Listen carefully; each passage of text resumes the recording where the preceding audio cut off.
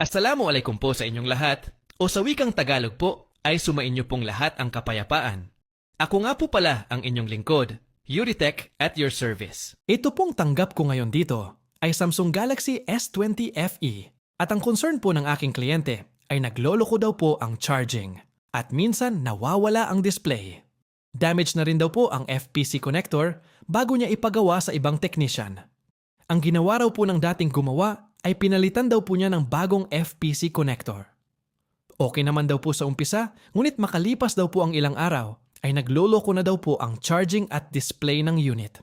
Kaya as his new technician, ay gagawin ko po ang aking best sa abot ng aking makakaya. Kaalinsabay nyo rin po ditong makikita ang aking pamamaraan ng pagpapalit ng FPC connector na malayo sa back job.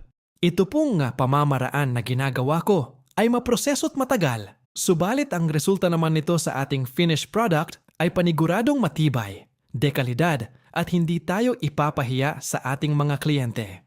The main purpose po kaya one by one ko pong nilalagyan ng low melting solder balls ang lahat ng pads ay upang lahat po ng pin ng FPC connector ay dumikit o kumapit ng mabuti sa motherboard. At bukod po sa mapapakapit pa po natin, ang lahat ng pin ng FPC connector sa ganitong pamamaraan ay maiiwasan pa po natin ma-overheat ang FPC connector na posibleng maging sanhi ng pagkasunog ng plastic part ng FPC connector. Mailalayo pa po natin sa overheating ang motherboard, kaya masasabi ko pong mas safe po ang ganitong paraan para sa ating FPC connector at sa ating motherboard.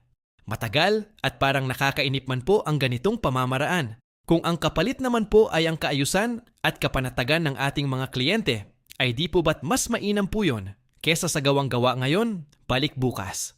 Ang ginagamit ko pong low melting solder balls sa mga ganitong trabaho ay 153 degrees Celsius po ang melting point. Loway brand po ang tested kong low melting solder paste. At ang gamit ko naman pong flux ay Amawe Flux. Ilalagay ko na lang po ang mga link sa comment section below kung saan po natin ito pwedeng orderin. Gumagamit naman po ako ng reballing stencil para gumawa ng solder balls. Kahit anong reballing stencil po ang inyong gagamitin. As long as sukat po yung magagawa nyong solder balls dun sa mga pads ng motherboard. Madalas pong ginagamit ko ay yung para sa CPU. Pero nasa gagawa po kung ano pong size ang sasakto sa kanyang ginagawa. Pwede rin po tayong gumamit ng mga ready-made na solder balls. Isasama ko na rin po sa comment section ang link para sa mga technician na hirap gumawa ng solder balls using reballing stencil. Kahit naman po ako ay medyo naiinip din sa part ng paggawa ng solder balls, may trick at technique din po kasi na parang hindi sapat ang explanation gamit lamang ang salita. Kaya kung isa ka rin po sa mga naiinip sa proseso ng paggawa ng solder balls, ay malaking tulong po sa atin ang mga ready-made na solder balls sa market. Bumisita lang po kayo sa comment section sa baba para click and check out na lang po ang inyong gagawin. Proven and tested ko na po yung mga link na ibibigay ko, kaya no need to worry po mga minamahal kong co-technicians. Pagmasdan po ninyo ang finished product ng ating ginawa mga boss ko. Malinis, matibay, dekalidad, at higit po sa lahat ay malayo sa back job. Wala po ni isang pin sa FPC connector. Ang kulang sa dikit dahil halos lahat po ng pin ay identical to each other. Kapag ganyan po ang resulta ng ating trabaho, ay makakatulog po tayo ng mahimbing dahil alam po natin na malabong mag-back job ang ating trabaho.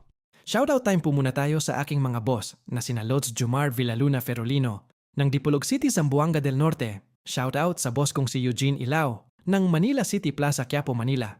Kay Boss Leor ng Biliran City. Kay Boss Junaid Luxadato Mutia ng Candon City, Ilocos Sur. Salam kay kapatid Muhammad Adel ng Bacolod City.